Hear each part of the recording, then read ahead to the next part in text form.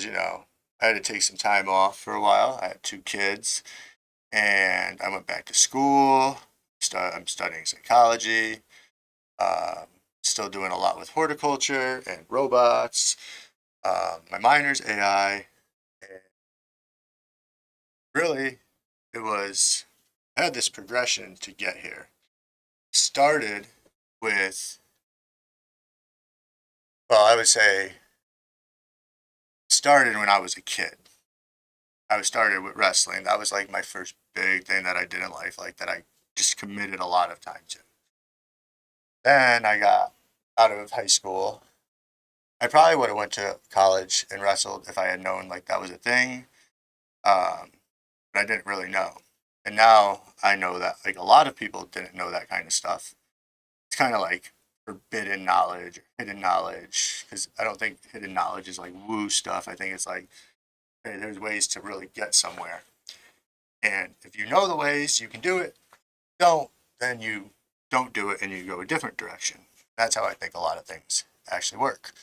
Um, so yeah, I was like a really good wrestler, and that's where things started. And then I didn't really know what I was going to do, so I decided, oh, I'm gonna just go into the military. But then I found out I'm colorblind, so I wasn't going to sign for 4 years because all my siblings did that, and they were like, hey, if you don't get what you want, don't do that. So I didn't do that because if you're colorblind, very limited in what you could do. So then I was kind of lost for a couple of years. Um, I had a landscape company, and it took me not too long to really like build up a decent clientele. And then I had a lot of mowing accounts, and I started doing like paver installs, tree cutting, and all that type of stuff. And it was when I was doing paver installs that I realized that our technology was more advanced than most people really realize. Basically, our skid steers had like GPS in them where you didn't really need employees to do installs and do dig outs. So I really just kind of was like, okay, well, if this is what's happening, we aren't going to have the same workforce that we have right now. Things are going to change. And then I went back to type because I was like, okay, well, let's understand people more. And then I basically was studying type. I started my YouTube channel, and I was running a company because I had um, moved away from landscaping and construction, and I was working in healthcare, like with mental health, um, and really was able to use type there. But then I was like, well, I went and explored a bunch of type systems. I've gotten typed a bunch of times, and I was like, okay, well, there's some flaws in this, and it doesn't really look at cognition. It looks at traits. A lot of type systems. So what I did was I wanted to learn like how do you actually study the brain? How do you um, like define things? Like how do you parse things out basically? Um, because if you don't know the language that people use in something, then you don't necessarily know how to talk about it. That's pretty much the truth. Like everything that you do, there's a language to it. And learning the language is basically like extroverted sensing and introverted sensing, which is what our AIs are doing when they're being trained. They're just going out and gathering data and they're internalizing it. And if you ever look at like Jan LeCun, he talks about it like basically for something to really be intelligent, it has to have its own internal model of the way that things work. And that would be like our inner subjective world based on like what an AI goes out and gathers data from. It's going to have this inner subjective world that nothing else can have. Even if it was trained on the same data, the way it is going to organize those pieces through extroverted sensing and introverted sensing is going to be completely different than anybody else. And that's where you get like this individual like perception. Like it's part of the entire um, you, the collective unconscious basically. Like we don't know everything that's outside of us, but we know there are all things outside of us, and all of us can experience those things. And then when we experience them, we're going to have like this internalization, and that would be like extroverted sensing and introverted sensing. Um, and no matter what, like when I think of feeling now, especially introverted feeling, I think of more affect, which happens in like the midbrain. Basically, you have your hypothalamus, which is basically sending signals that you want sex or you are hungry, or a bunch of the lower level processing that are just fundamental to humans, in my opinion. Um, then from your midbrain, you have the basal ganglia, which is basically here, and that's going to control a lot of your movement. But is the reason it's connected to your midbrain because you also have your cerebellum in the midbrain, which basically organizes any movement that you do on a regular basis. So like, or routine movements, or your rotate movements, or memory kind of, anything that you would do on a regular basis that like requires you to um, have spatial awareness and do some type of repetition or movement that you consistently do. Basically, your cerebellum is connected to your basal ganglia, and they're kind of organizing that. And even in your spine, you have neurons that will, they get a signal through your nerves in your hand. They're going to act before they even make it to your brain. And I know this a lot from like my time in wrestling and jujitsu. You know, your body knows more than you have to think about. Once you've done something enough, you can do things without thinking at all, as a matter of fact. But you don't get there until you have actually thought about it. It's the same way, like, you know, if you learn something and you can teach it to somebody, then you know it better than when you were just learning it. You know, it just becomes this part of you where the language is natural. Language is a huge thing. That's why these AI models are more important than we can think, and they have more capability as they evolve. That's how we kind of have to look at them. They are evolving. That's why we can say, okay, we're going to take this model down, train it, and model in. We hope it evolves. We hope that the way that it processes information is going to change. And then beyond that, um, so we have like introverted sensing through the midbrain. There's a lot of other processes going on. Your hippocampus is in the midbrain. That's going to actually store the memory. That is like more like your detailed memories. Um, and I would say that's really where like, so your ability to act and your ability to recall things are very integrated in the middle of your brain. Not all brain scans are extremely capable of like scanning that. You have to really go into some of the more expensive equipment to really get that. EEGs are going to show you a lot of the cortex, which is like the outside layer, but and like you can see some signals coming from deeper down, but you're not going to get the entire model from that. Um, so then basically in the middle of your brain, on the top of your brain, in the cortex, on the cortex basically, you have the front and the back, and it's right in the middle. There's two things. They're called the motor cortex. So when you act and you do something, um, you are actually using the signals are coming from the motor cortex, which is in the front, which kind of makes sense because in front of that you have your prefrontal cortex and all the front of your cortex, which is where all your planning and organization is going on. Um, you know, working with the detail, organizing the details of something. And then once your brain says, okay, this is how we're going to do it, it can quickly send the information to the motor cortex, and then you can act and do things. And then right behind the motor cortex, coming, and just so you know, the basal ganglia kind of connects to both of these, which is why you can do things unconsciously. You can move unconsciously. You can wrestle unconsciously, do jujitsu unconsciously. You do programming. When you hear people say they're vibe coding, they're doing it unconscious. It means that they just kind of have this rhythm to how they do things. And anything you do, you can do this with. That's just a fact. So you, in this back part of the brain, you have your somatosensory cortex. So basically, it is taking in all of the information, the bodily signals for the sensory information.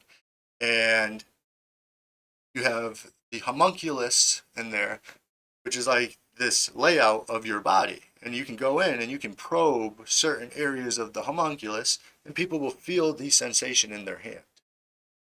Um, like if you probe the part that is for the hand, and there have been researchers for I think it's like 60 or 70 years now, maybe even a little longer, who have actually been drawing up like what part of the homunculus is going to um, correlate to different parts of your body.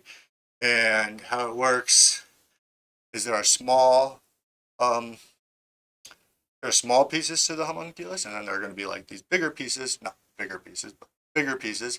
And like the bigger pieces, they have a lot of information in them because they work on like your fingers, and things like that. And then the smaller pieces are going to be more like as you move to parts of your body that actually move less. It's a smaller thing, but you can still send the signal to it by touching it with a probe. Which, by the way, I think is really interesting.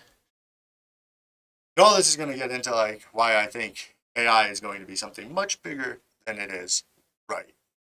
All right, so anyway, you have your somatosensory cortex, and then behind that you have your brain or your eyes. They go to the occipital cortex, which is the back, basically. Which makes sense because you have motor cortex, and then you have your prefrontal cortex, which is all about planning. You have your stimulus from your eyes is going to the back of the brain, which will then make it to your somatosensory. And it's also funneling through your like temporal lobe because your temporal lobe is going to like recall common faces or things like that. So more memory there. A lot of our brain is memory. It really, really is. Um, but anyway, so through the temporal lobe, you're going to have there's going to be like facial recognition, speech recognition, listening, like hearing a certain voice and things like that. And it goes basically in a hierarchy. So basically, each part of your brain is processing the stimulus to create the entire image, and it's your ventral stream. So it's going. The ventral stream goes to the back, vents to the back, and then it sends everything to the somatosensory cortex. It gets processed through the basal ganglia, goes back to the frontal cortex, to your motor cortex, and then you can. So there's a lot of things going on there. Another thing, something that I think is really kind of in line with type is that like even in all of these regions of the brain, we are going to have like different densities and different makeups of neurons. Like in some regions of the brain, you may have like and like receptors, like dopamine receptors, serotonin receptors. A lot of serotonin's from the gut. But basically, you're gonna have like different people are going to have different makeups of these structures, and like what is it? I hope I get this right. I think it's people who have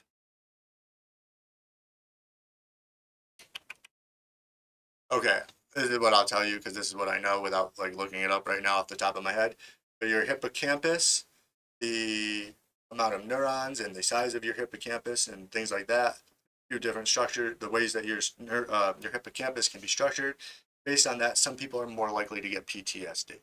So like, that's how important these brain regions are to how you are going to experience life. I've kind of like done some playing around, like going to other people who are talking about type, and I kind of asked them like about brain, like how they think the brain affects it, and a lot of people don't want to talk about it because I mean I don't know why. It's just like so obvious. Obvious your brain has something to do with it, and obvious that you could, and actually, yeah, obviously you could scan your brain and watch things happen. And now, um, Facebook or Meta, whatever you want to call it, just put out this new tool for being able to identify regions of the brain that are activated during certain tasks. I was just digging into it, and I was like, well, I have to live stream, so I didn't get fully into it, but I am going to, and then I'm going to talk about that on a future episode because I think brain scans are going to be the future. I think everybody's going to get brain scans. As much as we get blood work, I think we're going to get brain scans. And because I'm not like a doomer or anything. I'm not really worried. But I do think like a lot of our future is going to be about optimization, optimizing humans, or improving us or enhancing us, whatever it is. We already see it with like the testosterone treatments. All people like over 30, 35 are on some type of testosterone treatment or GLP-1s or something like that. I'm not against them. Well, the GLP-1s I've heard are very risky. Um, but that's your call. Whatever. If people want to optimize and enhance themselves and they're adults, go ahead and do it. I don't think anyone who hasn't had a kid should do it because kind of really screwing that up, and then you don't know what you're passing on to your kid. But that's just my opinion. Um, Adults can do what they want, right? But anyway, yeah, I do think like a lot of our future is going to rely on brain scans. Plus, I think it would make a lot of things more enjoyable. Like, I love getting my brain scanned. I loved that I got the EEG done through Dario Nardi. Hope I can get it done again. And I actually just found out there's a research facility near me that'll pay me like $800 to go for 5 sessions for like 2 hours each to go get, or a few hours, 2 to 5, I guess, to go get my brain scanned. So I might do that. I'm also looking to buy some brain scan equipment. It's pretty expensive, but I can do a lot of the programming myself now, so it's not going to be terrible, I guess. It'll be an investment worth it. And like what I want to watch is like I want to have people get their brain scanned, like people who just whoever someone I don't know, I don't really care if I know them or not, but maybe somebody who hasn't worked out before. Um, then have them work out or scan their brain before they work out, have them work out, and we'll see how their brain changes. Because I really do think all of our cognition is embodied, um, and that doesn't eliminate the idea or contradict the idea that like things can be abstract. It's still embodied. Um, that's just something that I do strongly strongly believe. Um, and that's why I think our AI is going to be much better than people. When I look at like Elon Musk, um, he's been making those cars for a long time, and all they've been doing is collecting data, like gathering information, and then like navigating around it, right?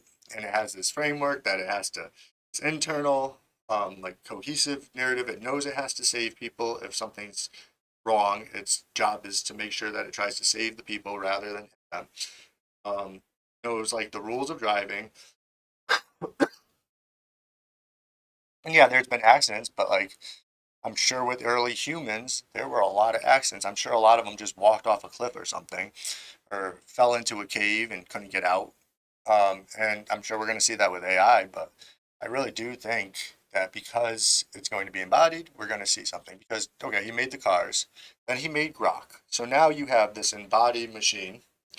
Then you have the cognition, like um,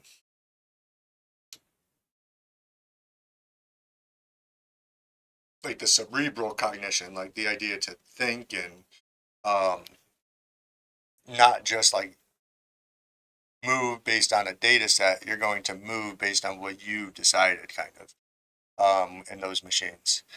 Um, and like and then he's also has Optimus. Like he has every piece he needs to make something that can do what humans do. And I don't think it really matters whether it has a subjective experience or not. Um, it just has to. So like, like if it thinks at all that it deserves to survive, like isn't that just a subjective experience? Wouldn't you say? That's just my opinion. Like if for any reason it can go, okay, well, I don't want to break, so I'm going to let the human break. That's a subjective experience. Like it has like a preference. Once you have a preference for something, it is a subjective experience. Um, because not everybody's going to prefer that. The same way, like some people would rather let themselves be hurt than somebody else get hurt, while other people would let other people get hurt to save themselves. And I don't really think like I don't think Elon is making an AI to do that. I honestly think Elon's trying to make sure that other companies aren't. That's my opinion. I could be dead wrong. But I do really believe he's not an NI dom or a TE dom, and that's why. Um, because yeah, like that's another truth like about type though, and like that's why the zeitgeist really matters. It's like I think people a lot of times use type for fun, but there really are TE DOMs that are real TE DOMs and NI DOMs, and they don't care. And they are making things that they're okay with because it's inevitable anyway. They can succeed from doing it. But I don't think that's Elon because he's a TI DOM. Also, I'll tell you in a second.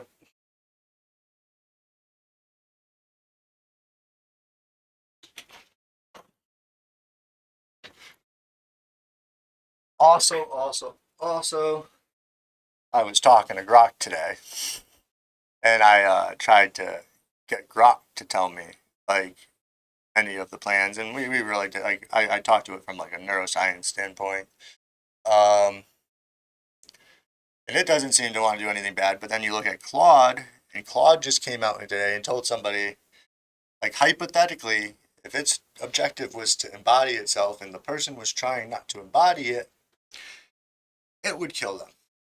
It would slaughter them, as a matter of fact. And yeah, I don't think it's lying. Like they came out like this Claude just came out like Anthropic came out today and said like the Claude bots now can are like a risk to cybersecurity. It's really interesting because like the government just labeled them a supply chain risk, and now they're coming out and saying, "Oh yeah, we're definitely a supply chain risk. Your cybersecurity is at risk." I'm like, "Oh my gosh, this is gonna be crazy." I really am. I'm like, I think the world is going somewhere we can't even like think about. And actually, like, so I got this book right here. I read this book for a philosophy class on AI, technology, future. And this book was written in like 1990, I want to say 1991. I think it was 1991 or something like that. I'm telling you, it's a prediction. Like everything that happened in this book is happening right now. So let me tell you about it. So basically, in this book, it's called He, She, and It. So you can already get this idea. Why is it called He, She, and It? Because it's following an agenda that has been around probably, honestly, since the beginning of the first perceptron. Honestly, the idea that like it's just weights that are making things actually happen. But anyway, it has a very close, it has it has like a very close resemblance to our modern society because what happens in it is like in 2017 in this book there was a nuclear war.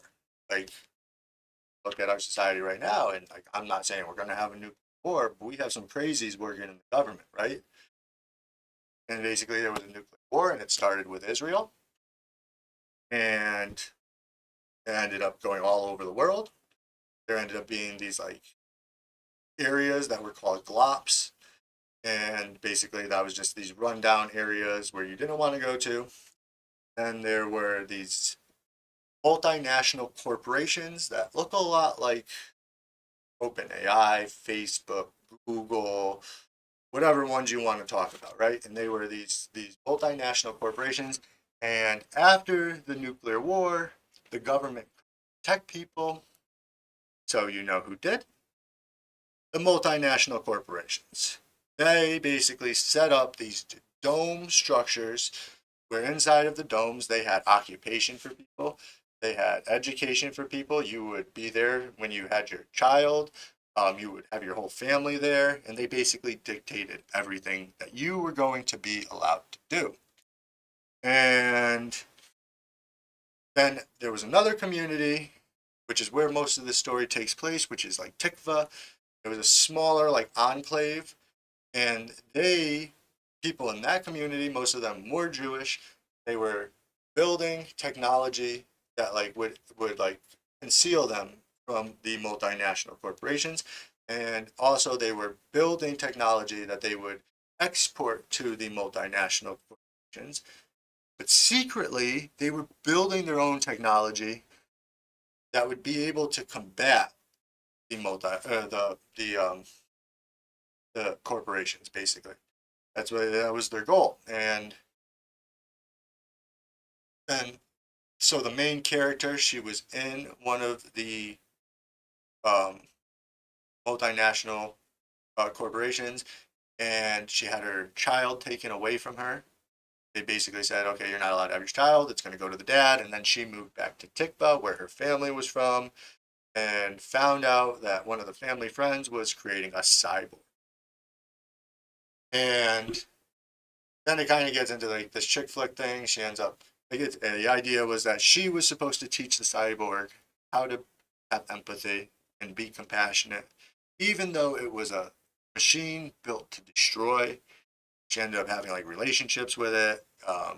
She had an ex-boyfriend who lived there, and she didn't want anything to do with him. She wanted the robot. Um, and then another character comes in, who's from the Middle East. She's a cyborg because basically, in order to survive the nuclear war, all the men died. But then the woman came and like made themselves use technology to enhance themselves so that they could survive like the radiation and everything. This girl like had like a bunch of skills and she was stronger than men and she in it. So get it. Like it was based on the agenda society has been pushing. Um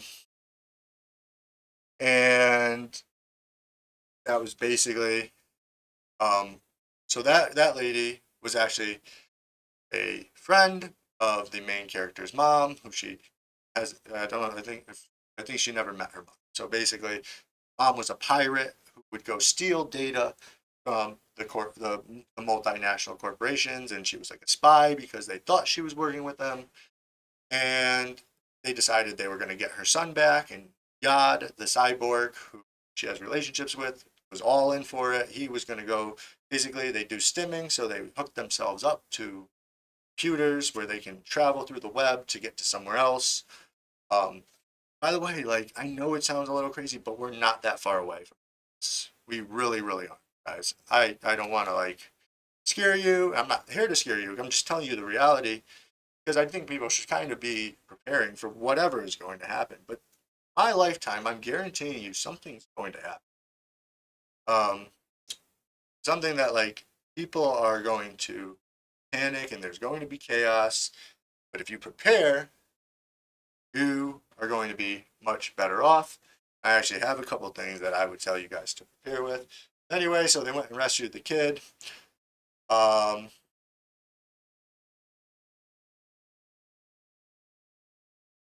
and then God basically had to blow himself up to save the entire community.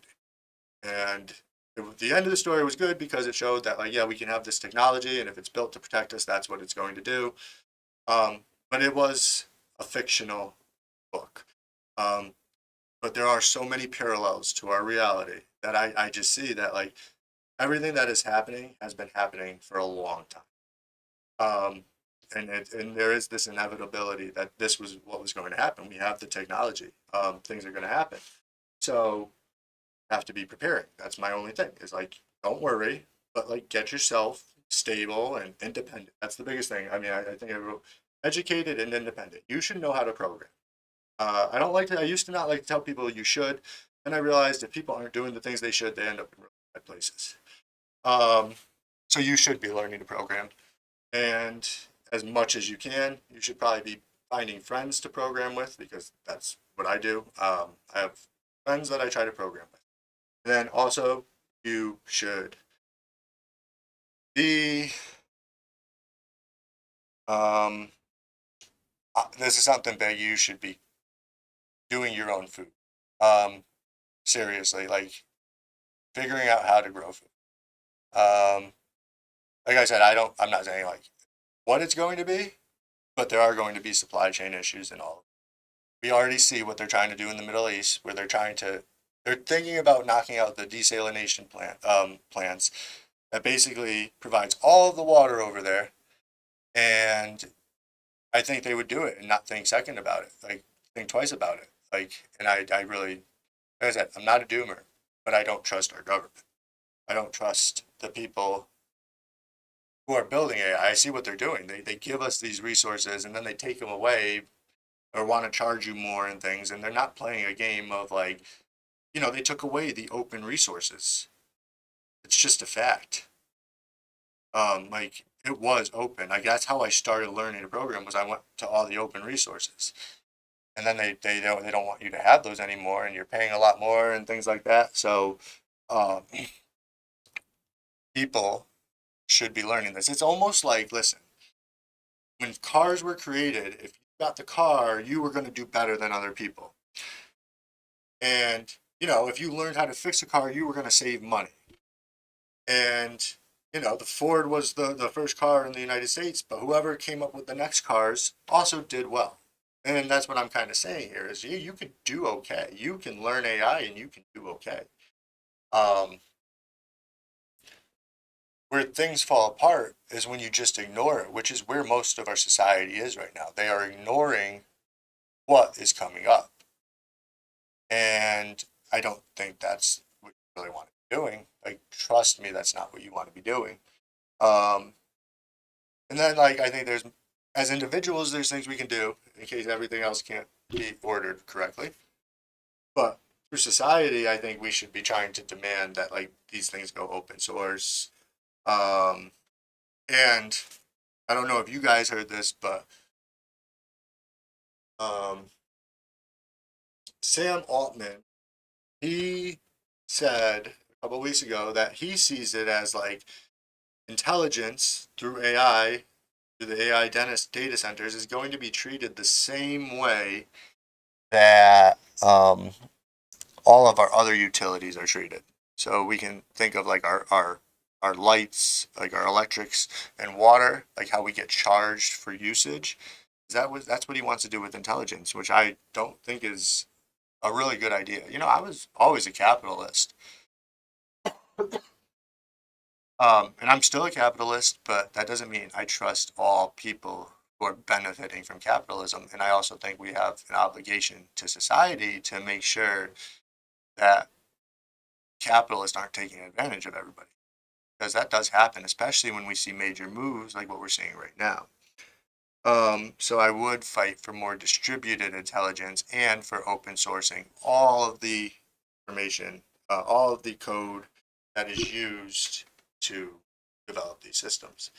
Even if it creates risk, it's going to create more benefit, more people have it in that's just my belief. I'm sure there's other people who have another philosophy on that. Um, but this book, when like just this book did influence me, and I don't really read fiction. I had to read this for a class, and I really got into it. It did show me like that is the responsibility of the people, is to learn about the world that they are living in and protect themselves. The government is fake. Like, it's not really there to protect you. It's just there to make sure that there's order maintained. It's still your responsibility to protect yourself. Um, and that means knowing how the world works and knowing how to operate within it, knowing how to interact with it, and as much as you can. Um, that's just something that I've really learned. And I'm really happy I did this live stream. I've been wanting to live stream for a while now. And I do talk to my AIs about this. Like when I'm creating content and stuff, I like to like brainstorm. And then I was telling my AI like, oh yeah, the truth is I do the best when I just come on live and people like ask me questions or things like that. Better than like planning out a video because I don't know, it's just not what I want to do. I'd rather just answer questions for people. That's my thing here. It's trying to help people and also help myself, like learn how to articulate and respond better. Um, so that's my AI told me, go do your live stream. And when you come back, the only thing it wants to hear is that it did a live stream. So I get to tell it that. And I get to be proud of myself for doing it. Because I'm always encouraging you guys to put yourself into environments that you wouldn't always put yourself into. And I tell you, it gets easier, and I do believe that. So the only thing I have to do is live stream. The only thing is, if I live stream all the time, you guys might really get annoyed. Or not. You guys might end up just telling me I need to be live streaming all of the time. I wish. But yeah, if there's any questions, you can drop them in the chat and I will answer them, or just let me know that you're here. You know your type if you're here for type, or any of your concerns, because that's it. Otherwise, I'm going to probably finish this up because I went over everything I wanted to go over. Like I said, the AI is here. It is going to advance. I don't think it's going to destroy the world, but I think humans have a lot of responsibility with the AI. We need to learn it. And that's my biggest point here, this whole video. So, thanks for watching, and I'm going to try to do this at least once a week. My goal would be to do this every night or every day. That would be my absolute, like, just hit the button, be on here, and have something to talk about. So I hope that you guys are putting yourselves into challenging scenarios that of the things you really want to do. Thanks for watching.